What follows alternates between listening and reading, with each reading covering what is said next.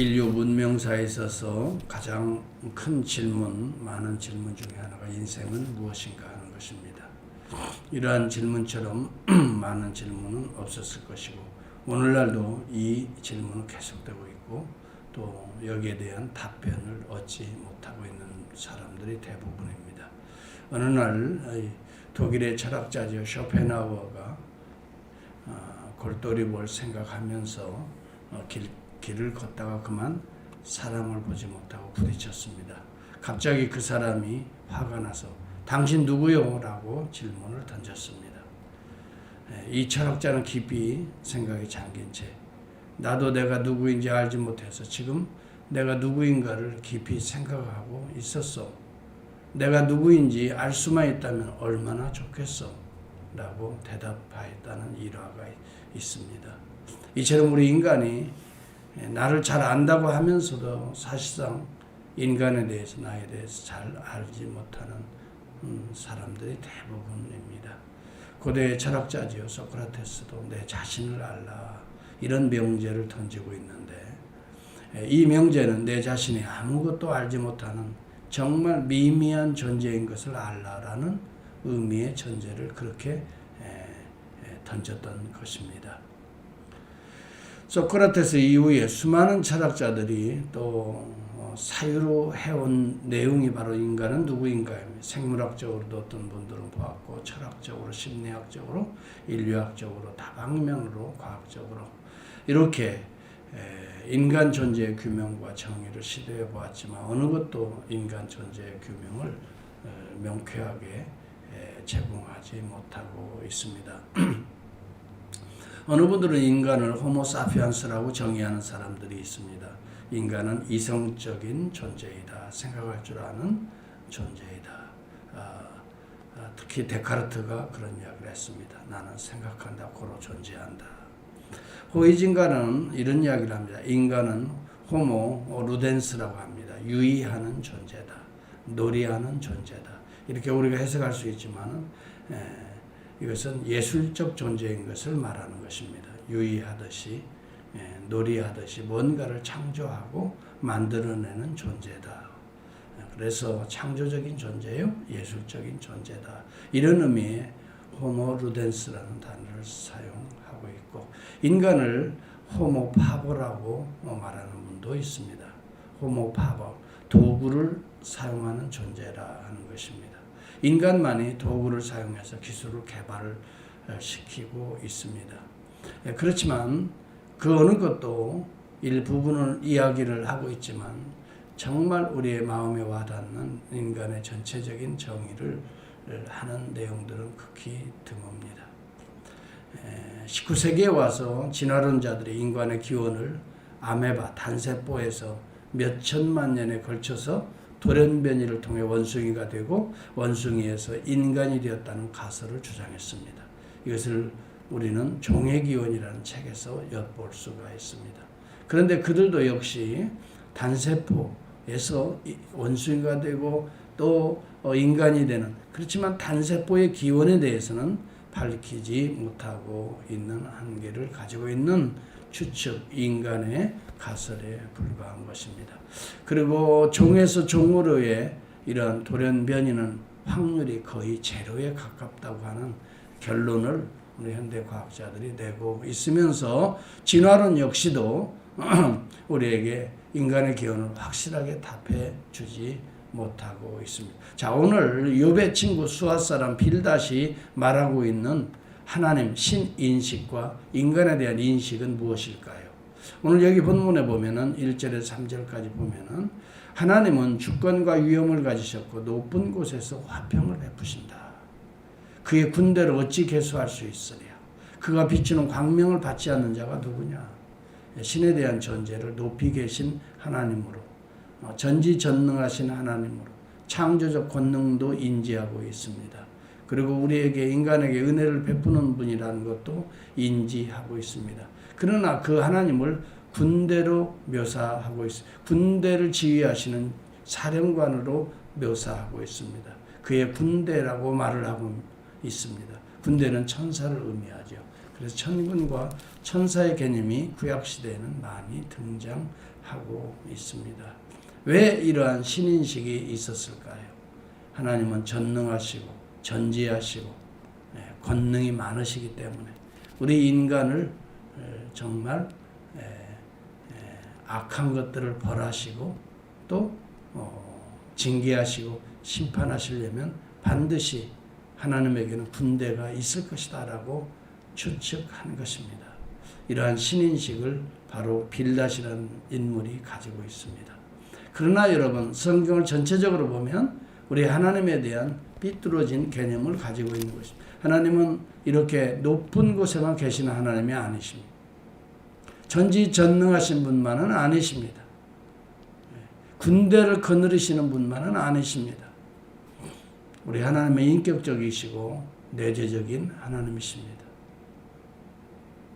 만약에 이러한 인격적이고 내재적인 오늘 우리와 함께 하시고 우리와 동행하시고 우리와 같이 아파하시고 우리와 함께 정말 때로는 우시는 그 하나님의 진지한 모습을 우리가 이해하지 못한다면 우리는 항상 두려움에 살 수밖에 없습니다.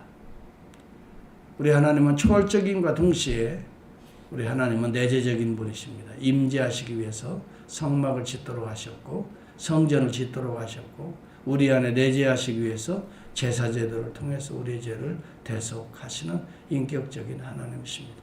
우리를 닦아주시는 하나님이시라는 말입니다. 우리의 그릇된 생각과 감정들을 닦아주시는 우리 하나님이시라는 것입니다. 이 인격적인 하나님이시죠. 우리가 때때로 죄에 빠져 있을 때 부모가 자식을 책망하시지만은 그러나 그럼에도 불구하고 안아주시고 또 가르쳐 주시고 또 깨닫게 하시고 또 옳은 길 가도록 손을 붙잡아 주시는 그 인격적인 부모님과 같으신 우리 하나님이시라는 것입니다. 우리는 신인식, 하나님에 대한 인식에 여러분 성경적으로 바로 될 때에 우리는 두려움보다는 하나님의 은혜에 대해서 더 감사하게 되고 또 하나님의 그 사랑에 대해서 더 고마워하고 또 그것을 믿기 때문에 우리는 어떤 환경에 던져진다 하더라도 온전한 하나님에 대한 인식을 가지고 믿음을 가지고 있는 사람에게는 두려움보다는 오히려 구원하시는 하나님을 더 찾게 되어 있다고 하는 사실입니다. 오늘 그렇기 때문에 우리 하나님께서는 그의 아들을 이 땅에 보내시는 것입니다. 우리 주님이 이 땅에 오신 것은 초월에 계신 하나님만이 아니라 임재하시는 하나님, 임마누엘의 하나님, 전지 만물을 창조하고 죄악에 대해서는 심판하시는 하나님만이 아니라 그 심판 가운데 있는 우리들을 어떻게 구원하시기 위해서 친히 아들을 심판하실 정도의 이러한 사랑과 긍휼의 하나님이신 것을 우리는 깨달아 알아야 될 것입니다. 지금 여기 본문에 나타나는 구약시대의 욥의 친구들의 모습들은 거의 다가 율법주의에 사로잡힌 친구들입니다. 하나님의 일부분만을 지금 인식하고 있는 것입니다. 온전하신 하나님의 모습을 보지 못하기 때문에 제가 누차 얘기하죠. 부분적 지식은 절대적 진리는 아니라고 하는 사실입니다. 코끼리를 만져보고 코끼리가 기둥같이 생겼다고 하는 것은 절대적 진리가 될 수가 없습니다. 부분적으로는 맞습니다. 기둥과 같은 부분이 있지요. 그러나 그 코끼리가 기둥이다라고 말할 수는 없는 것이라는 것입니다. 그와 같은 것입니다. 우리가 눈에 보이지 않고 감지할 수 없는 신 하나님의 존재는 성경적으로 계시를 통해서만이 우리에게 온전하게 이해할 수가 있게 되는데 언제나 하나님은 초월적인과 동시에 전지하시고 무소부재하신 하나님인과 동시에 내재하셔서 임재하셔서 우리 가운데 거하시고 우리를 인도하시고 우리의 죄를 책망하실 뿐만이 아니라 심판하실 뿐만이 아니라 우리를 죄로부터 건지시고 우리를 죄로부터 구속하셔서 죄로부터 자유케 하시고 또 새로운 날을 살게 하시는 그 하나님이시다. 우리 주 예수 그리스도가 이 땅에 육체의 몸을 입고 오셔서 하나님의 모든 속성을 우리에게 보여주신 것이 십자가와 부활입니다. 그리고 승천하셔서 오늘 그의 성령을 통해서 이 같은 사실을 우리 안에 인지하게 하시고 인식하게 하시고 믿게 하시고 이것을 붙들게 하시고 오늘도 이러한 하나님의 모습으로 우리를 극진히 품에 안으시는 성령 하나님이십니다. 여러분, 그러면 그 안에 있는 인생은 어떤 존재일까요? 여기 오늘 빌닷은 신인식과 더불어서 인생이 누구냐, 인간이 누구냐를 이야기합니다. 여기 본문에 보면 4절과 6절에 보면 인간이 그 하나님 앞에 어떤 존재인가, 어찌 사람이 이런 하나님 앞에 의롭다 할 수 있으며 어찌 깨끗하다고 말할 수 있겠는가. 보라, 그의 눈에는 달이라도 빛을 발하지 못하고 별도 빛나지 못하거든. 하물며 구더기 같은 사람, 벌레 같은 인생이라. 여러분, 전지전능하신 하나님을 생각하고 그런 신인식만 있다면 우리는 인간을 볼 때는 이렇게 하찮게 볼 수밖에 없는 것입니다. 대부분 많은 사람들이, 특히 종교인들이 이런 인식을 가지고 있습니다. 심지어 예수 그리스도를 믿는 정말 하나님에 대해서 온전히 알고 있는 자들도 이런 인식에서 헤어나오지 못하고 있는 모습을 봅니다. 맞습니다. 인간은 구더기 같은 인생이고 벌레 같은 인생이면은 분명합니다. 그러나 이것도 부분적인 인식일 뿐입니다. 하나님은 우리를 그렇게 창조하지 않으셨습니다. 하나님은 우리를 하나님의 형상으로 창조하셨습니다.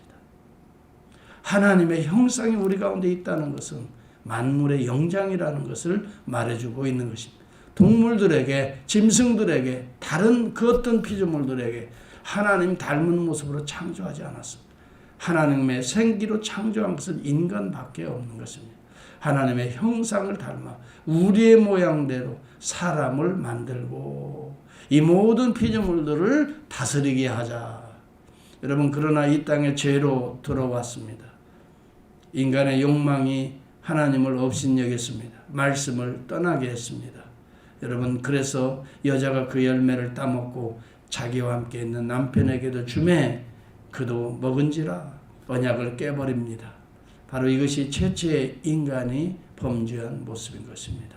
그러나 하나님은 그러한 자라 할지라도 진노하고 심판하시지는 않았습니다. 그러한 자를 구속하시는 하나님의 모습이 창세기 3장 15절과 가죽옷을 지어 입히시는 모습을 통해 우리에게 보여주고 있습니다. 그럼 이 인간은 누구입니까? 인간은 하나님의 형상을 가지고 창조하신 놀라운 만물의 영장인과 동시에 인간은 죄인에 불과하다는 것입니다.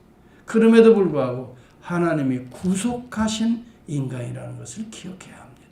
저와 여러분들은 하나님의 구속함을 받은 인간이라는 것입니다. 여기에는 하나님의 의의 옷을 입고 있는 것입니다. 가죽옷을 지어 입힌 것입니다. 여자의 후손으로 오셔서 우리의 모든 연약함을 친히 감당하셔서 이제는 사탄의 머리를 상하게 하신, 짓밟아버린 존재가 바로 우리인 것입니다. 우리 안에 하나님께서는 더러운 사탄의 머리까지도 짓밟고 계십니다. 그러므로 사탄이 우리를 넘보지 못하는 것입니다. 우리는 우리의 죄로 연약함으로 인하여 더 이상 우리는 무화과 나무의 옷을 입고 있는 존재가 아니에요. 가죽옷을 지어 입히신 거예요. 어린 양의 피로 가죽옷, 의의 하나님의 옷을 오늘 우리에게 덧입혀주고 있습니다. 오늘 그러므로 누구든지 그리스도 안에 있으면 새로운 피조물이라고 성경은 분명하게 이야기합니다. 아무도 너를 정죄할 수 없다라고 로마서 8장 1절은 말하고 있습니다. 그리스도 안에서 우리는 새로운 존재가 되었습니다. 보배로운 존재로 회복되었다는 말씀이 되겠습니다. 하나님의 형상이 회복되었습니다. 의와 진리의 거룩함으로 새롭게 우리가 여러분 빚어진 것입니다. 그렇기 때문에 우리는 버러지 같은 인생은 우리의 옛 모습이 되어야 될 것입니다. 그리고 여러분 벌레 같은 인생은 타락한 우리의 죄의 모습이 되어야 될 것입니다. 그것은 부분적인 것입니다. 오늘 그런 존재 위에 하나님의 은혜가 흐르고 있다는 것이죠. 하나님의 형상이 회복되고 있다는 것이죠. 하나님의 의가 회복되고 있다는 것이지요. 우리는 어느 길을 가야 되겠습니까? 버러지 같은 인생의 길을 가기를 원하십니까? 연약한 또 실패하고 또 절망의 길로 가기를 원하십니까? 아니면 오늘도 나를 구속하시고 나를 오늘도 성령을 통해서 진리의 길로 인도하시는 그 주님의 손을 붙들고 새로운 의의 옷, 하나님이 제일 좋은 예비하신 그 아버지가 예비하신 그 옷을 입고 금가락지 끼고 잔치에 참여하기를 원하십니까? 오늘 우리의 하나님께서는 우리를 그러한 존재로 우리를 부르시고 구속하신 것입니다. 우리는 벌레 같은 인생이 더 이상 아닙니다. 우리는 더 이상 정말 누더기 같은 옷을 입는 존재가 아닙니다. 오늘 저와 여러분들은 하나님이 예비하신 제일 좋은 옷을 오늘도 입고 이제는 돼지우리에 다시 돌아가서 둥그는 존재가 아니라 이제는 하나님의 은혜의 잔치에서 즐거워하며 기뻐하는 새날을 우리에게 허락하신 것입니다. 그리스도 안에 새로운 창조를 우리가 맛보고 또 우리 스스로 안에서도 새로운 창조를 해나가는 만물을 다스리는 이러한 놀라운 사명을 부여받고 오늘 저와 여러분이 오늘 이 아침에 서 있는 것입니다. 오늘 본문에서 보는 이 빌닷이 인식하는 하나님에 대한 인식은 부분적인 것이었습니다. 높이 계시고 초월적이시고 전지전능하시고 심판하시는 하나님이 다가 아닙니다. 오늘도 내려오셔서 우리 가운데 역사하시고 동행하시고 임마누엘 오늘도 그의 영으로 오늘 우리 가운데 함께 하시고 우리를 때로는 지친 영혼들을 품에 안으시고 닦아주시기도 하시고 또 우리의 죄와 허물들을 또 씻어주시기도 하시고 날마다 매 순간 우리에게 하나님의 의의 옷을 진리의 옷을 입히시는 우리 하나님이시라는 걸 기억하시고 오늘 이 아침에도 그 하나님이 나의 하나님이라는 신앙 고백을 분명하게 하시고 그 주님이 내민 손을 꼭 붙들고 다시 또 힘을 얻어서 한 주간 거룩한 하나님의 영광을 위하는 진리의 길로 힘차게 출발할 수 있는 이 아침이 될 수 있기를 축복합니다. 기도하겠습니다.